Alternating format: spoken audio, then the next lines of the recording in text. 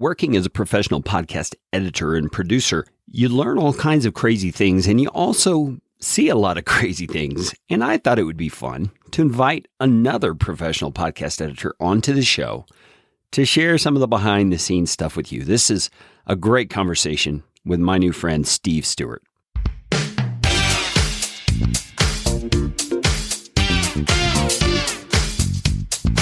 My name is Kerry Green, and I am the client happiness guy at podcastfasttrack.com, and this is Podcastification.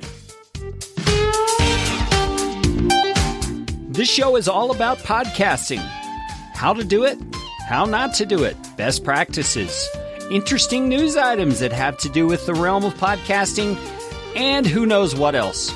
And I'm trying to do it all with a little bit of fun and some information to help you get a show going, keep yours going, or make it better.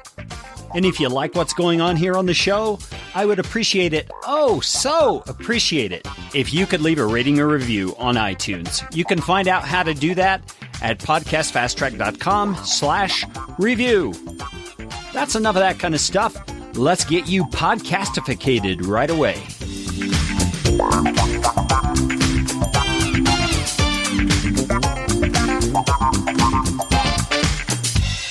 Well, Steve Stewart, welcome to the Podcastification Podcast. Thanks, Kerry. Appreciate it. Now, Steve, I know a lot of people don't know you like I know you, and I don't pretend to know you really well, but I know that you're a podcast editor just like me and some of the people on my team, and you also do some other stuff on the internet too. So why don't you give us a little thumbnail sketch of who Steve is and what he does? Well, it's kind of funny with the internet, things just kind of stay alive there. I don't really do anything else now. It's kind of been a 12-month absorption into podcast production. And this is where all of the things I'm doing are headed now. What I had done was for over a decade, even while I was working a day job, I had been working on building a financial coaching business. And for almost 2 years, I left the day job, went full time. But in the middle of 2016, I had so many people in the financial media industry who wanted some help with their podcast that I just ended up taking up all my time producing their shows for them. And it just took everything over. And I found that I really love it. I really enjoy it. And I'm making a living on it. So which is kind of weird saying that. I mean, who could think that you could make a living editing podcasts? I'm sure you know, but most people think that making money in podcasts is really kind of hard to do. And then to pay someone to produce their shows, how do you make a living off of that? So that's what I do now. It's just all podcast production, mainly for people in the personal finance blogging genre. Well, that is super cool. I didn't realize that you had made that switch entirely. So congrats on that. Thank you. Especially since you enjoy it. That's always nice to have something you enjoy that puts the bread on the table. Yeah. So I'm even more excited to talk to you then because, we're kind of in the same boat, so to speak. My story is very similar. It's one of the things I love about the internet in particular and doing business on the internet is you have time to kind of figure things out and iterate as you go. And I still have way too many irons in the fire, and I'm kind of in the process of honing things down. But this business has really been just such a blessing for my family and I and some others on our team. So I'm glad to have you in the same niche. What I was hoping we could do today, and I'm not sure how this is going to go, but I was hoping we could kind of maybe think through some of the clients we've worked with, scenarios we've run into, and potentially do one of two things. Either share things we've seen or heard that have been difficult to deal with from an editing perspective, and if we have some advice to share to our listeners about what to do instead of that would be better or more helpful for them, then we could do that. Or we could even just share, this is a mistake I made. Please don't do this sort of stories. So those two. Yeah, definitely are.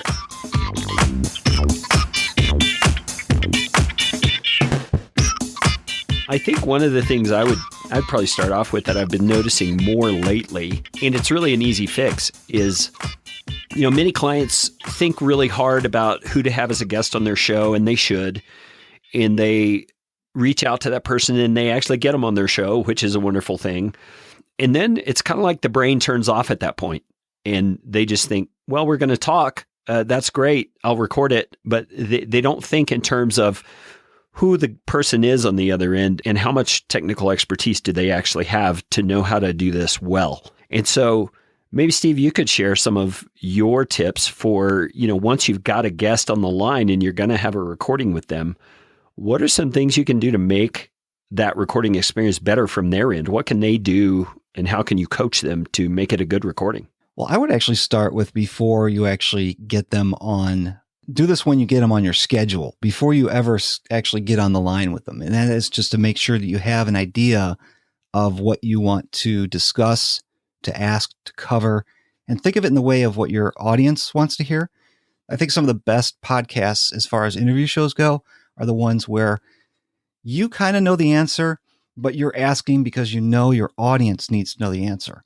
More than likely, you as the host already have experience in this field, knowledge in this field. You kind of know the person already. I mean, sometimes you interview people you've already met and but your audience listener probably has no idea who this person is, or they've heard of them and they want to get to know the guest a little bit better. But how do they know the questions to ask? They don't. So you got to make sure that you're prepared before you even hit record, that you've got content or ideas of where the content should go. And then as you're recording, make sure you're listening. Make sure you're listening to the guests, what they're saying. Maybe it leads you off the path of what you thought you were going to talk about, but then it leads you into a much deeper, more meaningful relationship. Just like podcasting is a niche, sometimes the topic can get really niche, and that becomes a really, really powerful piece of the episode, something that a lot of people can learn from and take away. Yeah, at least in a niche-centered podcast, it should be that way, where you're taking people deeper into the understanding of the topic. And if you've got an expert on the show, what better way to do that than to, pick their brain, so to speak. So I totally appreciate that. Yeah, know where you're going with the conversation, the kind of things you want to talk about. I think from a technical standpoint, some of the things that I've realized you have to think ahead about is your guest may or may not have a good way to give you their verbal audio, meaning they don't necessarily have a good quality microphone.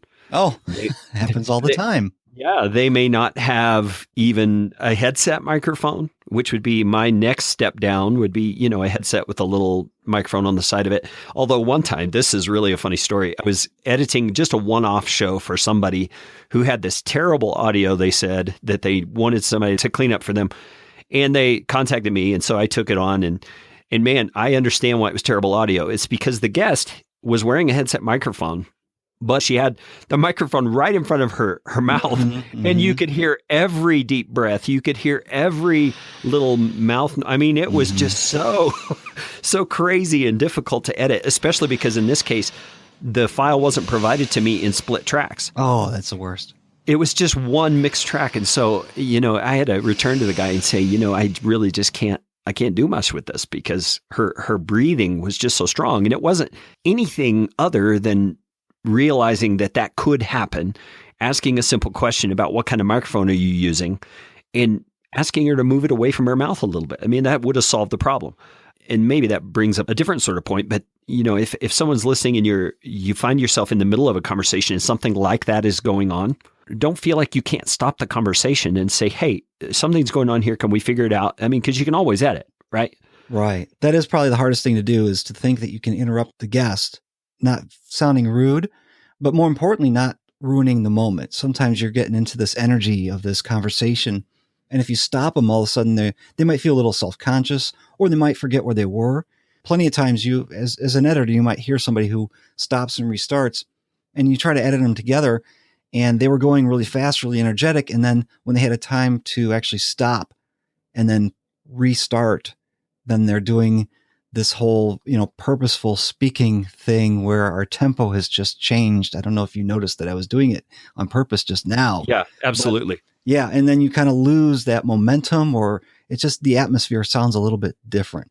So that is definitely a concern, but it's so important sometimes. I wouldn't say that audio is important more than the content, but if you've got bad audio, people are going to notice. Somebody said that before. I wish I had the quote here. I should put it in a frame. It was wonderful. It's, I should get it, but it's something about, the content can be good and we'll soldier through the bad audio. So the audio is not the king, the content is, but it's not hard to get good audio these days. We just have to take a few steps and think of what we're doing. And I'm like you, I hear that all the time now. And I'd started off my podcast with a Logitech headset because that was before the day of more of the popular USB microphones. And I wasn't ready to go spend 300 and some bucks for a Heil PR40. Yeah, and a mixer and everything to use it with. Yeah. And I was on the road too. So it made it easier for me to bring my little headset together with me. But that thing was right up in front of my mouth. So it picked up every breath, every little click in the back of my throat. I still have this problem with the back of my throat where you might even hear it in this audio unless Carrie cleans it up really nice, where I get this this little tick and this click in the back of my throat. Drives me crazy. And I hear it in some of my clients' shows as well. And it takes a little extra time to clean up. But if you can do a little bit of prep or a little bit of practice, sometimes you, the host, know how to fix that, but your guest doesn't. So I definitely like the idea of starting off with, making it easier for your guest to get on the air, but maybe you can give them some pointers on what they can do to make their audio sound a little bit better. And I would give yourself 5 minutes for a little bit of pre-show chit chat, checking your sound levels, making sure that your mic is picked up, the right one is being picked up, make sure their correct microphone is picked up. I've got a client who has recorded probably 30 episodes with it's the ATR 2500, I think it is. Anyway, it's a microphone that it goes in from the side. The audio comes in from one side. It's not a top fire or anything like that. But he had it turned towards the wall. Oh, no. Not realizing that it was backwards because it looks the same from both ends, except one side has like the dial and the place you plug in your headphone. But he thought that goes to the other side because he was doing webinar video. He's recording the video and everything. So now his audio has been picked up from bouncing off the wall behind him and back into the microphone. And it's just, it's heavy reverb, makes it very difficult to edit when you got reverb you got to deal with. Yeah, so knowing your equipment's an important thing. Let me ask you something on that. If you were recommending to a guest, here are the options for type of microphone to use. Here's my first choice, second choice, third choice, from expensive to least expensive. What would your preferred criteria be for that recommendation? I got to stick with the ATR 2100 just because it's plug and play. It's a decent microphone. It's $70 usually. Comes a little. Sometimes less. Yeah, sometimes less, but everything goes like that. Sometimes you get a good deal. But it's just so easy. I've had my ATR 2100, which is what I'm using right now. Right there. I've been using that on the road too, taking it with me everywhere. And it's never failed me. It's served me well. It doesn't pick up all the room noise, which is good, but it also doesn't pick up all the audio that you want. So it's not the best microphone, but it's better than the earbuds. And that's probably what I would go with secondly, if they may not want to spend $70 for a microphone. So they might only have the earbuds with their smartphone. And I've had so many interviews with people who have been on landline phones as a guest, and you just cannot get good audio from your guest if they're using a landline phone. The compression is, what is it, like 8,000 for landline phone versus 32,000. What's the bit rate? I think it's 32,000. Yeah, it's crazy low. Yeah. You just can't get good audio from a landline phone. But most people have a smartphone. And they could just talk into their smartphone and you're going to get a better audio quality. If they can go through their smartphone and talk through the Skype app or something like that, they're going to get better audio. But then if they got the microphone on their earbuds, that's one step closer to getting better audio, so long as they don't handle the microphone, they don't move it around too much, they don't stick it in front of their mouth, so they don't catch all the mouth noises or the pop peas and stuff like that. You can get really good audio from those Apple earbuds. Yeah, a lot better than you would think. One story I remember about earbuds was we had this recording where it just had this weird noise every now and then that sounded like a squirrel was scratching trying to get into your house or something. I mean, it was just terrible. And, talked to them about it, asked them, do you have any idea what this is, where this might have come from? And he said, well, I did this on Skype. Let me look at the video. And he had recorded the video and we're watching, and it's that earbud mic rubbing on a zipper on the lady's blouse or whatever. And we're like, oh, that's what it is. So since then, that's kind of gone into our suggested best practices for clients is, if you're doing on video, check out the placement of that microphone on your guest and recommend to them where to put it or to be aware of it or whatever, so that you don't get things like that. Absolutely. It can be such a subtle thing in the background that you don't even notice it while you're recording. But then when it goes time to edit, man, it's just so distracting.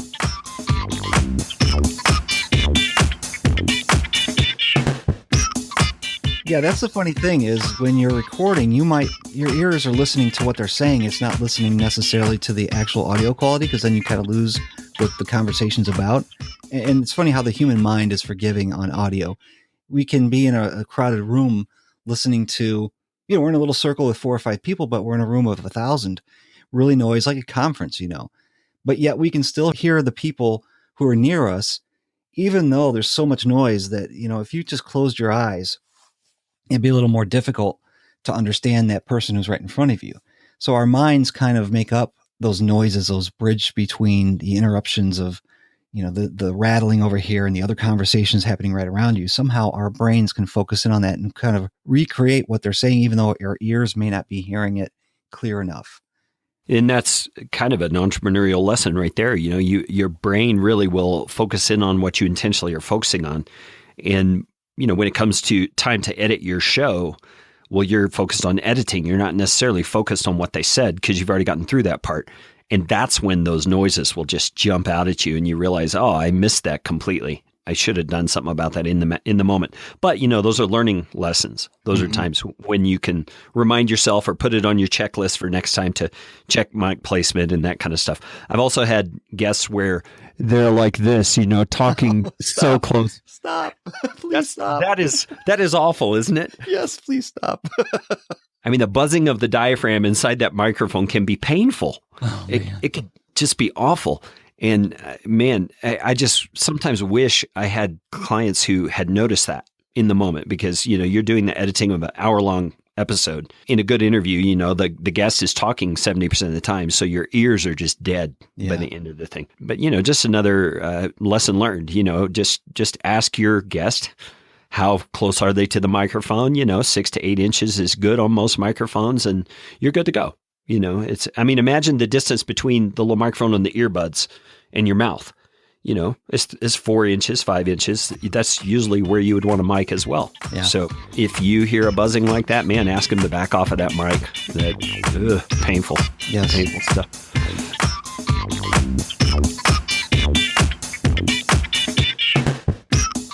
So, Steve, tell me some of the things you've seen your clients do well. Things that when you get that audio, you just love editing this show because they do blank. What is it they do that makes it so pleasurable to edit? I think starting with how you record is probably the biggest thing, because when I get a file, if I can somehow, if it's not already, if I can somehow split the tracks where you've got the host on one track, your guest on another, and if you've got a third guest, hey, you know what? Send me a third file with them only. That makes a world of difference, because when you have just your piece of the conversation in one channel, and that could be you're on the left channel and they're on the right channel. It could be that your recording software recorded 2 separate tracks. If you can do that, that makes a world of difference, because then I can sit there and do some noise reduction in case there's a, let me give you an example that might explain a little bit better. I've got one podcast that half of their show is a panel discussion, and they use Zencastr, which is the service that we're using right now to record this. And Zencastr will record a separate track for each guest in the room. Then all I have to do is import each one of those tracks, and here it is, 4 of them that they have. You import it into your DAW, your digital audio software, and then you can just start editing from there. But each one is separate, so that the one girl who has her set up in a room where you can hear the furnace, you can hear the air conditioning, it's really prevalent.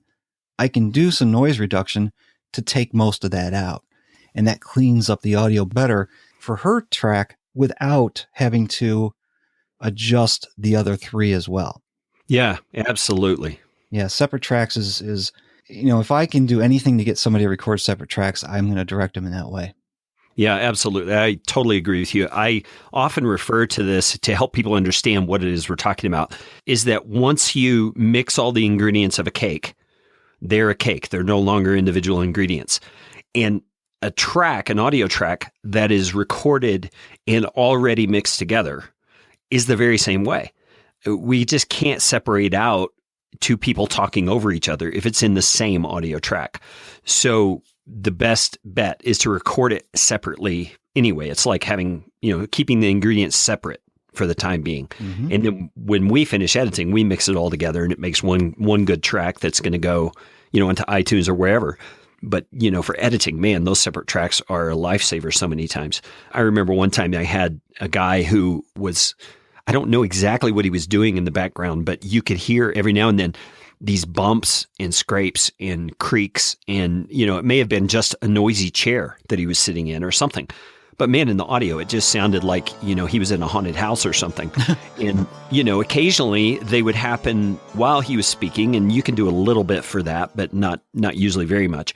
But most of the time, it was like when he took a breath or while the other guy was talking, he would readjust his position or something to make all that noise. And because they were in separate tracks, you could just remove all that. And nobody ever knew. So good example and a great point there, Steve. Yep. Dog barking, leaf blowing, kid walks in the room. We don't know that ever happens, right? That never happens. No, I had a names are withheld, names are redacted to protect the guilty. But I had a client once whose kid came in the room while he was recording, and the dad, or maybe it was his guest. I think it was his guest. And the dad and the kid commenced to have a whining argument with each other while this thing is still recording, and so the kid's whining and the dad's whining back at him. You said you would stay out of here, and it was just so comical. It's one of those things I wished I could have tagged on to the end of the episode as an outtake, but you don't want to do that to a client or their guest, but it was just so funny. That kind of stuff does happen. Yeah. And don't delete that stuff. Sometimes you can put it aside. And if you got a show or a client who kind of likes to have those blooper reels at the end, it definitely keeps people glued to the end of the show if you put those bloopers at the end. Yeah, I do that sometimes. And it also serves up great blackmail material sometimes too. So no, I'm joking. Blackmail is illegal. So anything else you can think of, Steve, that clients that do it well, they send you audio and it's just a joy to work with? Well, I really appreciate when they've got the files uploaded and they give me they've got everything there for me all at one time. They can obviously record their introduction and their outro later and upload that later, which is fine. But when they get their show notes, if they're writing their own little description or they give me the title that they want and it's all there, boom, I've got every piece that I need to get that finished product uploaded to their Libsyn account or back to them, however they want it. And, I hate when I've got 3 episodes here. I'm trying to get ahead before going on vacation. So I've got 3 episodes for a client that are ready to go. And all I need then is their show description, their title, and I can upload that and I don't have to worry about them for like a month. Yeah, that's a really good point. I mean, if you could think of it as, any kind of service business that you have doing work for you, they need to know the details of what you want and how you want it. Yeah. And it's your job to provide that to them, even if it is a few resources they're going to need to do that. And that's really what Steve's talking about is, audio editors, show notes writers, whatever it is, they need certain particular resources to do their job well. And a lot of that stuff, they already have the bulk of it. If you think about it, most hosts should have an idea of what they're going to talk about. I'm hoping that they've got maybe an outline, maybe a list of questionnaires, whatever that they're going to use, the bio. They've already got probably a bunch of those resources so that as soon as they're done hitting record on the interview, they could start putting some of that stuff together for you. So like an outline, the summary of description, then it's just written from there. And it just makes it a lot easier for them, which then of course makes it quicker for me to be able to finish the production on their show. Yeah, absolutely. Well, I totally appreciate that too. And clients have done their job so that you can do your job. It's one of those things that's just necessary. It's easy to get rolling in a workflow and feel like, oh man, I'm so relieved. Got that episode recorded, throw it in a Dropbox or whatever you're using and forget about it and miss other little pieces, which I guess leads me to another little point.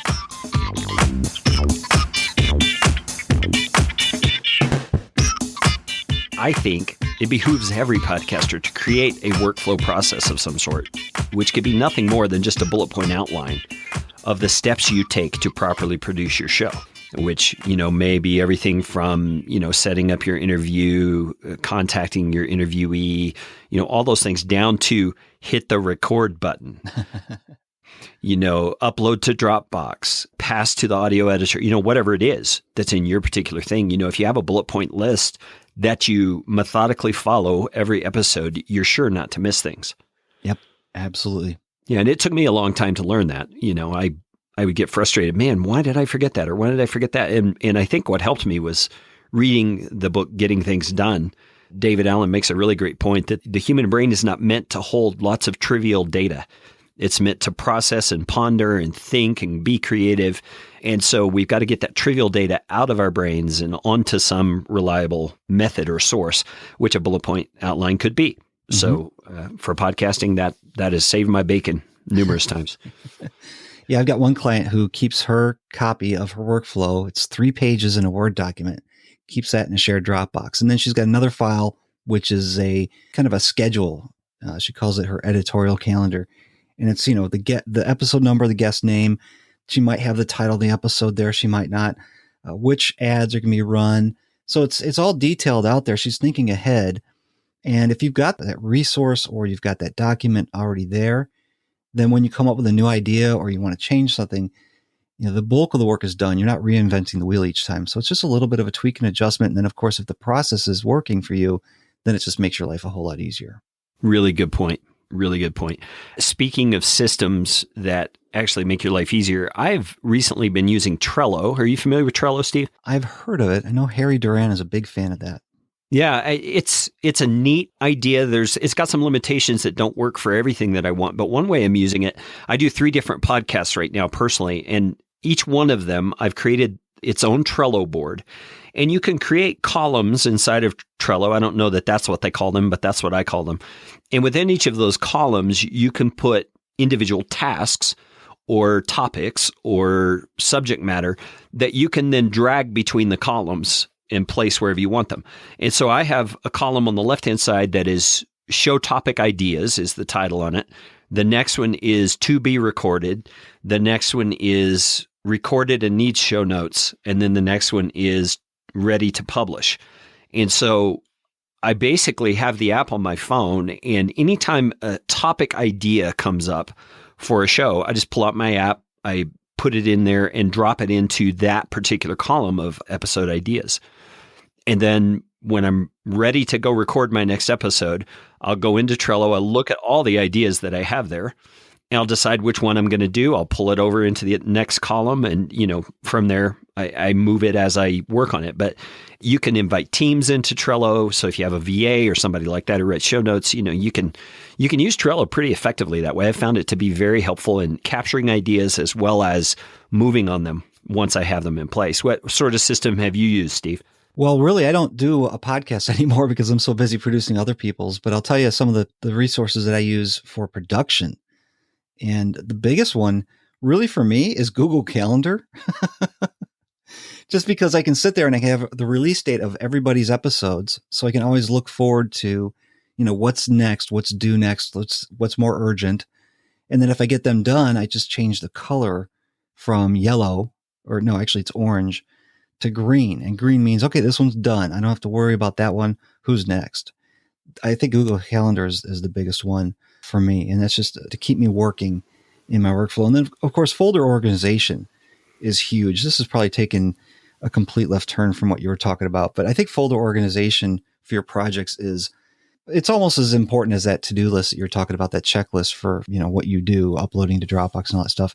Because with the folders, you don't want to misplace something. And I think every show should have their own folder, meaning if you got, Amen. Yeah, if you got 3 podcasts, each podcast needs its own home base, its own folder. And then inside that folder, you need to have what I call an assets folder. And that's going to hold all those elements, those pieces that you reuse over and over again. So you've got your music, you've got your pre-recorded things, maybe you got ads that you rotate through. So you've got your ads in there. You got your show artwork. Those types of things are all in there. But then each episode has its own folder, which is where you keep the original source documentation. And I go into much more depth into all that. We could talk about that later if you want. But it's, if you keep your folders organized, it's going to keep your life organized, and you don't make those mistakes like I have, which is, oh my gosh, where did I just put that thing, Yeah, and that's really a crunch when it's a client's asset that you're missing and you have to dun them for it again. That's just no good. Yeah. So I totally agree with you. We do something similar in Dropbox. Every client has their own folder inside that folder, we call them common elements, which is your assets folder. So it's common to every episode is what we mean by that. And then there's episode specific folders that are inside the client audio folder. And then we have a folder as well that's finished audio or final audio, which is what we've produced for them. And we go from there into Libsyn or wherever they're hosting their files and place it there. So I agree with you. That folder organization is something I learned the hard way. Man, when I first started this business, I lost client assets right and left. And I realized I'm bugging my clients. I'm not helping them. So, systems are just so huge in doing anything well and doing it consistently. And that's what you're describing there. So I appreciate you bringing that up. Well, I'll tell you what, one of the most important things you can do as far as producing shows, either for yourself or somebody else, is to have a second copy somewhere else. So when they send me something through Dropbox, I immediately make a copy onto my computer. And I know then I can always go back to Dropbox. If I lose my computer hard drive or I misplace something, I can always go back to get the original source from them. And I've even gone through and organized their folders sometimes and explained to them why I'm doing it that way. Most of the time, there's no real serious confusion there. It's just, this folder's for the assets, this folder's for the done projects, and then this is, the episode folders. But there's always a copy somewhere. If I have to go get it, it's in Google Drive, it's in Dropbox. It's always a secondary cloud backup for me. So I totally agree with you on that. I actually don't keep a copy on my computer other than what syncs from Dropbox. And the reason I don't do that is because I have, on almost every show, I have another team member who's working on that show as well, either writing show notes or doing audio. And so they are going to have a copy of the assets on their computer as well through the syncing. So I just let the redundancies that we have built in through syncing take care of all that. So that's proved helpful in more than one occasion where somebody can't find a resource and somebody else has it. So it's pretty helpful. So Steve, are you a one-man show right now? Right now I am. I do outsource to one team. I've also got 2 other people I'm bringing on board because coming up in the next few months, late this summer, early fall, there's something big coming up on the horizon. I can't say much about it right now, but it's definitely going to bring more business into my wheelhouse. Yeah, that's super cool. Well, I can definitely give you some lessons learned on building a team. Yeah. There are all kinds of little quirks and communication errors that we've made that, we've learned the hard way, but that's how you learn. And that's how you figure out what the systems are that'll actually work for you. So good on you, man. Bring that team on, get them rolling. Yeah. It's much better to be able to manage it all than to be able to do it all. That's for sure. Because, because the point comes when you can't do it all.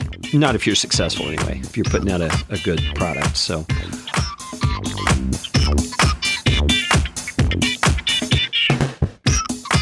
let's think here. What else can we pass along as lessons learned? Any funny stories that come to mind? Things that just, Yes. There's always a few. You want to hear them? Are they ones you can share? Oh yeah, absolutely. These are public domain comments from my clients. If I give them their names, they've already told the story on air themselves, so I don't think I'm throwing anybody under the bus. And I've got some of my own as well. There was one time, and this is going to happen to everybody, and that is when you just forget to hit record. That little red button is not on. It's not flashing red. There's a problem. You didn't get it going. So, wait a minute, Steve. This episode. Oh no, never mind. It's flashing. I've been watching. Yeah, we're definitely recording. Yeah. Okay. I wouldn't be doing my due diligence if I wasn't watching that. Yeah, thanks for that. Yeah, definitely not hitting record. But then another problem is, we've always got these technical problems with our software. And most of the time it happens with Skype, right? We hear all these problems. The 2 biggest pain points in a podcaster's life, the top 3, we'll give you the 3 here. First one is Skype isn't working right, or my recording software isn't working right. The second is I don't have time to edit. And the third one, of course, is show notes. But let's just go with the Skype one. So most of the time I've been very lucky with Skype, and people have been on time. We've had all that. It's been really, I'm pretty lucky most of my life. But this one time, I set the whole first half of the day aside to make sure I was ready because I was going to get to interview the Dan Miller. I was like, yes. Wow. I finally had a reason to have Dan on my show. It was the 10th anniversary of his book, No More Mondays. I thought this is perfect for my audience. I had the whole day. I made sure my system was booted. Everything was working. and we get on Skype and I can't hear him. And I'm like, what? He could hear me, but I could not hear him. I could see him. And he's typing in the chat window. He's like, well, I don't know what's going on because I just got off of another call and it was working fine. I'm like, what's going on? Oh, no. Never figured it out. But, I rebooted my computer all the way one more time. He got off and reconnected. Somehow we got it to work, but we still never figured out what happened, why it caused that issue where I could not hear him. Those wonderful computer gremlins that get in there. And, technology's just that way sometimes. It's got a little glitch and you can't figure it out. I mean, I definitely had my share of that. I think my most frustrating situation was a pretty well-known British author who was a subject matter expert in the realm of creation versus evolution and that kind of thing. And he's just a gem of a guy. He's like in his late 80s at that time. I think he's in his early 90s now. And he told me via email, I'm not very tech savvy, which, is a red flag all the time. But I thought, we're going to use Zencastr. It's real simple. I just send him a link. He clicks the link and we're there. There's not much to really deal with. So I thought this won't be an issue. Well, I get on Zencastr and I wait for like 5 minutes after the scheduled appointment time. He finally does click the link and he gets on. And he's talking with me and he can hear me and I can hear him. And I could tell he didn't have the best microphone, but that's okay because of who he is. I just want to have him on the show. And he says, so when are you going to call me? And I said, well, I'm not going to call you. I'll just record you right here. You can hear me fine. I can hear you fine. And we'll just record it right here. And he said, oh, I don't do technology, sir, in his endearing British accent. And then he hangs up. He just hung up.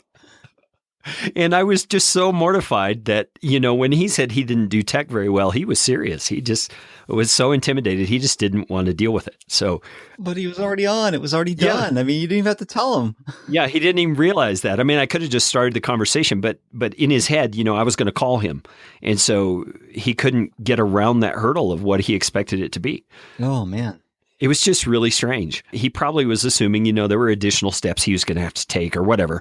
But anyway, I couldn't believe that one. That was just hilarious. And I never did get the interview. He sent me an email later and said, when you can figure out a way to call it without me having to get on the computer, that would be better. Well, it's easy. You call his cell phone or his landline from Skype, dial it, and buy a couple credits and go.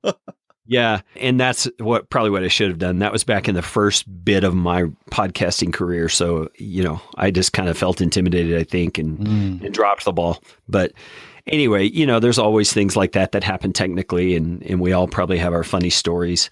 I'm trying to think of some. I've got a couple more here. Yeah, go for it. And this is going back to, again, Skype, and this is eating into your bandwidth, is if you've got Skype recorder or whatever you're using to record, saving to Dropbox or Google Drive while you're recording.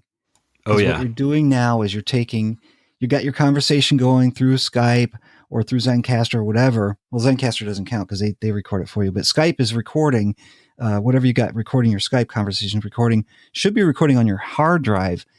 But I had a client who had it recording to Dropbox, which not only did the conversation of her talking to her guest have to go back and forth through her bandwidth, but now she's uploading the data to Dropbox at the exact same time.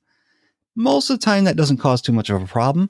But if your bandwidth at all drops for any reason, then you start to get the choppy sound and it just ruins the recording. So if you're saving with whatever software you're recording with, save locally. When you're done, immediately upload it to the cloud. So you got that second copy somewhere else. Yeah. And that reminds me of just another real simple little tip that a lot of people don't think about. And I totally get why they don't think about it, is because, you're just operating throughout your day. Your internet's working fine. You're not worried about it, but you're not mindful necessarily that you're on Wi-Fi and recording long distance like that and recording to your hard drive when you're on Wi-Fi. Often, Wi-Fi is just not as stable as a wired connection. And so that's part of my checklist is I make sure my Wi-Fi is off and my wire is plugged in so that I can go direct to my modem. It just makes for less trouble, less possibilities of a glitch of some sort. So that's just one thing. If you're traveling, you don't have that option. Yeah, a lot of times you don't. I'll tell you what, though, this is a couple years ago, so I imagine that the technology is even better now than it was back then. But I had been, again, I had a day job. I was on the road a lot.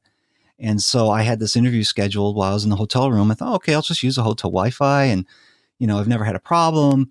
Well, I get there and their internet's out. I mean, it's been out all day and they can't tell me when it's going to be up again. I'm like, oh my gosh, what am I going to do? Well, I had just gotten my iPhone probably, 6-7 months earlier. And I was like, oh, there's this personal hotspot thing. What is that? Turn on the personal hotspot. It turns my phone into a Wi-Fi hotspot, meaning I can get the internet through it to my computer. So I used that as my internet connection, dialed the person up on Skype. We had the conversation and it was great. I was surprised at how well that actually worked in place of hotel Wi-Fi. Yeah, that actually works really well. And I think with more and more people going to unlimited data plans on their smartphones, that's really a better choice than a hotel Wi-Fi because, you never know if somebody's going to be streaming Netflix in the room next to you or whatever. When I go to a coffee shop and stuff like that, just for security reasons, I've started using it. But I digress. We are getting far afield. So, I'm trying to think of funny stories of things that have happened to clients. I mean, like I mentioned, a kid running into the room. That was funny. You also hear, dogs barking. I had one client whose cat walked across her computer screen as she was in the midst of a Skype conversation. And I don't know what the cat did, but you know how cats can be. They can just get a little feisty sometimes. But the client went ballistic in the middle of the recording. You hear all this screaming and running, and there was actually a Skype recording, so you could see her scrambling away from her computer and her headphones yanked off. And I never got the story of what happened, but she just said her cat did something. And probably had a mouse in its mouth or something. Yeah. Probably, but that's just funny stuff that happens. Well, I can share another one. Joe Salcihai from the Stacking Benjamin show. He's one of my biggest clients, and I've been a listener to his show since the beginning. But he'll tell you the story that he had everything set up right for connecting with this big name guest, and it was like 10 minutes after their scheduled time to connect, and he's like, "Oh, what's going on?" 15 minutes later, nothing. So he's like, "Fine," so he sent an email to the guy's assistant and said, okay, we were supposed to meet. Don't know what happened. We'll just have to reschedule. 15 minutes later, he gets an email back saying, oh, we'd schedule this for tomorrow. And he looks and he finds out that, he had the wrong date on his calendar. Oh, yeah. And I think we can all kind of relate to something like that with time zones. Time zones are a big pain. Yeah. If you don't have some kind of a scheduling app that kind of adjusts for people who are in New York, have a different time zone than I do in Central Time, and Pacific Time is 3 hours off in New York. So you can just imagine the headaches that are started just because we all want to meet at 2:00, but 2:00 what time zone? So make sure you're clear on that when you schedule it. The day before you actually get on, the morning of, send a reminder. Hey, we're meeting at 12:00 Central Time, or start with Eastern Time. I think a lot of people are more familiar with what Eastern Time is, and they can then adjust from. Well, if it's 12 noon in New York and I'm in California, that means 9 a.m. my time. Yeah, that's a great point. And I've gotten to the point where if I can't do it through a scheduling app, I usually just, am way too anal about figuring out the time zone thing because the scheduling app takes care of all that. Yeah. And I don't have to worry about it. And it automatically schedules to my calendar and all that stuff. So, if you're setting up interviews and you're not using a scheduling app, there's a lot of free ones out there. At least they're free up to a certain point. I use one called youcanbook.me. There's another one called Schedule Once. There's Schedulely or something like that. I don't know all of them. Calendly or something. Yeah, there's a handful of them out there that all do basically the same thing, but it's all about interface and what you want it to look like and what you want it to do. So, check those out. Those are all very helpful. Another thing that just came to my mind about just a tip for people is to keep in mind while you're recording your podcast that I guess theoretically a podcast episode can last forever. So it can be on the internet, on iTunes, in your feed, virtually forever if you want it to be. So keep that in mind as you say things on your podcast, and as you refer to things, keep in mind someone 3 years from now may be saying this. So if you're referring to a current event, maybe briefly describe what it is so that someone 3 years from now gets what you're talking about. They have some context. If you're referring to an event you're going to do, make sure you say the year of the event. I can't tell you the number of times I hear a client say, coming up in February is a great event. And someone could listen to that 3 years from now and be all excited about your event. And then they go to your website. It's not there because it was 3 years previous. So, just keep those things in mind. It's great that they're evergreen and that they're there forever, but it's also something you just have to be mindful of. Yeah. I was just listening back to an episode that I recorded 2 years ago. Don't know why I was listening to it. I just happened to bump into it. I was probably doing some research. Nostalgia. Yeah, that's it. I just like to hear myself talk, right? And I heard myself saying a webinar coming up on blah, blah, blah. I'm like, oh, I probably need to take that out. But, it's in there. It's too much trouble to take it out, but I have to look and see if I actually said the year in there. Yeah, it's just, there's just all kinds of little details like that, which are partly, some of what can be on that checklist too. I have a few things on mine that are every episode issues, and they're just reminders for me, reminder, say the date, speak clearly, whatever it is that are my little pet peeves for how I want to sound on air. So anyway, it's funny. And I think one last thing I would say, just as a word of advice, is it takes some work to do. And it sounds funny once you hear me say it, that it takes work to do, but be yourself.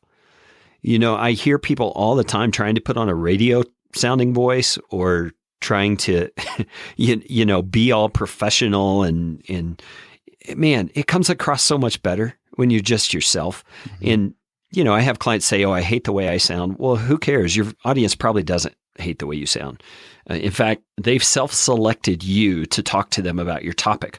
So apparently the way you sound doesn't deter them. Just be yourself. Just talk the way you talk. And if you have, filler words and things like that you want to get rid of, editing works, or you can work on those things. There's no reason you can't. But, just be yourself, relax, take a deep breath, make it fun. And I think that's very important to pose that to your guest before they come on. Oh, yeah. And during the first couple of minutes, just to say, look, this is a relaxed conversation, or we just want to hear about your story, or we want to know about your book or whatever. And if they haven't already been, recording a bunch of different shows, this is maybe their, first, second, third time on a show. Get them to relax, because once somebody is a little more, we'll just start by, let me say it this way. If you're in a conversation with someone, they don't say, as often as when they think they're being recorded. Once that microphone is hot, once the red light is on, all of a sudden it's like game time. I got to be perfect. And for some reason, the brain triggers this whole, and that it's a killer for conversations. Just get rid of some of the junk by getting them relaxed from the start. Let them be themselves, and you'll have a much better time recording. Yeah, I totally agree. I usually will try in most cases, unless it's someone I've already interacted with quite a bit. I'll try to have a 5-10 minute conversation kind of off the topic of what we're going to be talking about before we even hit record, just to get them loosened up, get them familiar with me, get them to trust me, a little more, that I'm not going to, blindside them with some risque question or whatever. You never know what people think this interview is going to be about. So it's good just to build some rapport and get to feeling like you know each other a little bit before you hit record. And it helps a ton.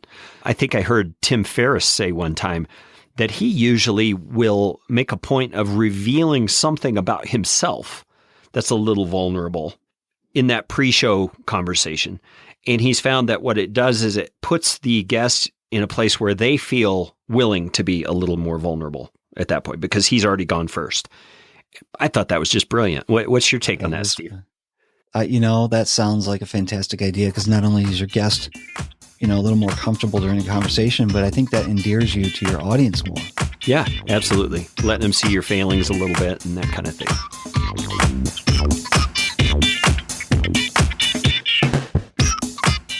Steve, this has been fun. Is there anything we can do as a podcastification audience to help you? What would you like us to look at that you're up to?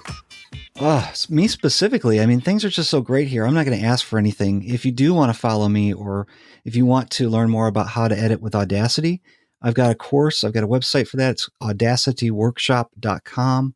You can find me there. You can find my course there. And I've got a Facebook group that I would love to have more podcast editors join. And they can just search Facebook for podcast editors. It's the Podcast Editors Hangout group. Carrie, you're one of our honored guests there.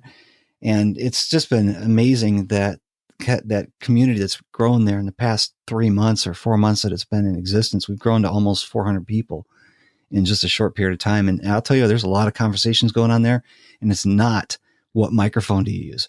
It's editing, it's processes, it's best practices for producing shows, which I think is very, very important.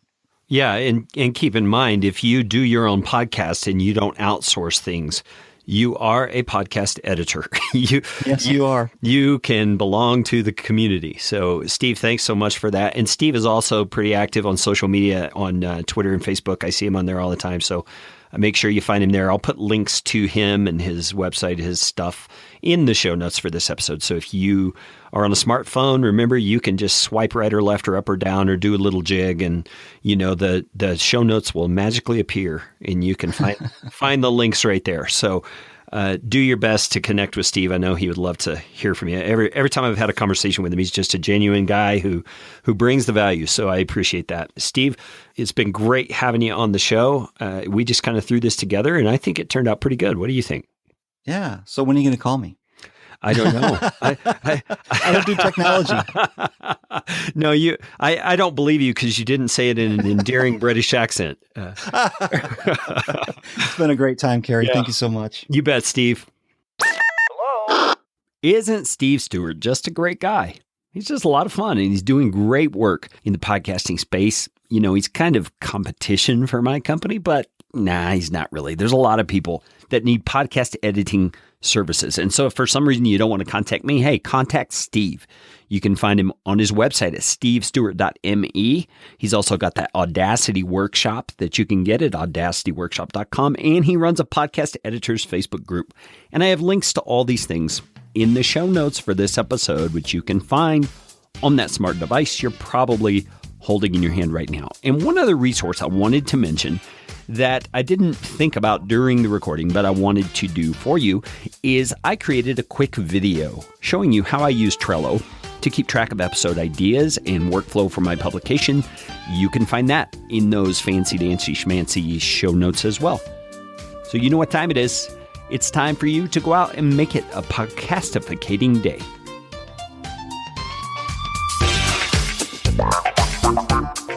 This show is brought to you by Podcast Fast Track, where my team provides professional podcasting services without the time suck. Full production, editing, and show notes all in one monthly subscription package. You can find out more at podcastfasttrack.com. Now go out and make it a podcastificating day.